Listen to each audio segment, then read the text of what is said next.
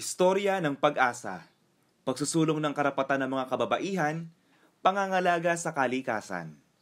Ilan lamang yan sa tema ng world-class paintings na nakadisplay sa Museo ng Angeles para sa Pinari exhibit ng Kapampangan artist na si Ana Algabre Hernandez.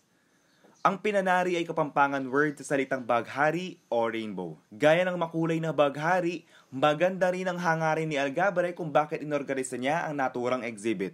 Maliban sa viewing, maaari ring bumili ng mga one-of-a-kind na obra maestra. I hope that through my paintings, I am able to empower you and to bring positive vibes, lalo na ngayong pandemic. Part of the proceeds will go to the Museo ng Angeles. Kasi po, kung napansin ninyo, talagang kailangan niya ng restorations, tapos malaking gastos din ng kanyang maintenance.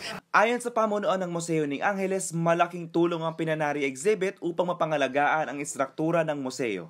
Isang hakbang din umano ito para buhayin ng art tourism lalo na't unti-unti nang lumuluwag ang restriction dahil sa COVID-19 pandemic. It's a good start for the Museo ng Angeles in opening our doors to the public and the tourism as well.